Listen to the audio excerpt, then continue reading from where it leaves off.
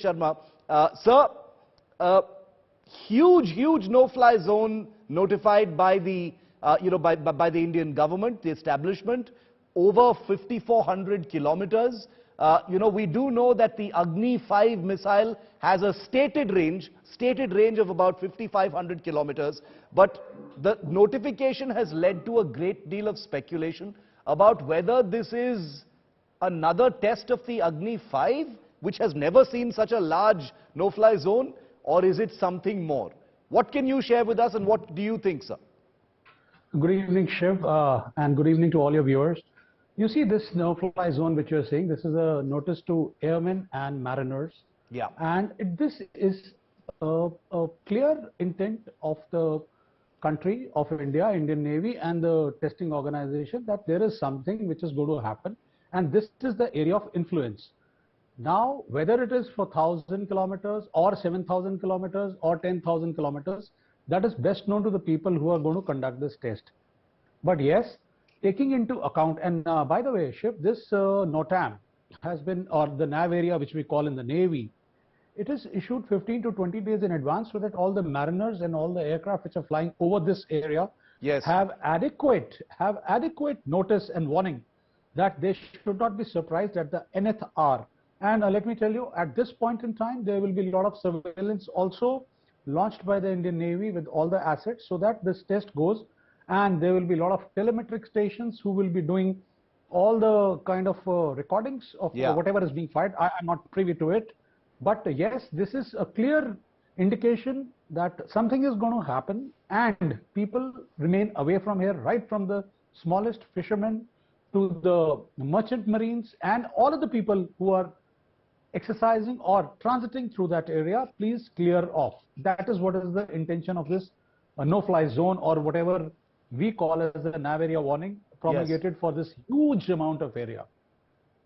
How is it enforced, Captain? Just out of curiosity, because this is such an enormous stretch of ocean. India sends out this notification. How is it enforced? Do other countries also have to enforce it in their waters? I'll tell you. This is now, since India has issued, so this is a NAV Area 8 coordinator, which is comes as the area of responsibility of India. So for sure, Indian Navy and other assets would have been deployed maybe 5 days, 6 days in advance, so that they reach each and every area. And believe you me, they would have scanned and given all clear. I don't know what time is the T time HR, that what time it is going to be pushed, the missile is going to be fired. But before that, all reports will be taken. There will be for sure P8 eyes in air. There will be Sea Guardian somewhere. There will be ships who will have the marked areas. Depending upon their radar coverage, there will be overlapping zones in which ship A, for example, a Sayadri or a Satpura or a Jalashwa, they will all be there. I'm just randomly taking the names of the ships, but all the ships will have a duty to ensure and give all green. Till the time the all green is there, I do not think that the decision will be taken at Gopalpur at sea to even, press the button. Captain, just two more questions. India's Strategic Forces Command already has operational weapon systems. This is in the public domain. There's nothing classified about it. The Agni series of missiles, including the Agni 5, which happens to be the longest range missile, is already in operational service. It has been tested quite a few times also. But there's a great deal of curiosity, sir, about our submarine-launched ballistic missiles, because those usually happen with a degree of secrecy. India recently, publicly announced the launch of what is believed to be a K-15 missile. So, could it theoretically be that this particular test could be a submarine launch test as well? Shiv, to be very honest with you, I do not want to speculate. Everything will come out. There is nothing hidden. But yes, the test which was done a few days back by the submarine was put out by the government. So I'm sure once the results are out and all the telemetry things, whatever they want, the desired results are met, of course they will, in some form or the other, they will let the country know that this is now a success, and now it clears to join the inventory. And at this point, it's very premature for me to say that whether it is being fired from shore or a ship or a sub. and so on and so forth. Last question then, and this is out of, once again, out of curiosity, because you know these things better, Captain, which is that, at 5,500 kilometers, this NOTAM basically is a stretch of ocean which, goes all the way down, off the west coast of Australia. So, theoretically, when the missile splashes down, obviously it's without a warhead, what happens then? How is it assessed how successful the test has been? Apart from telemetry and observations, do one of our ships actually go there? Do we recover the missile? What happens then?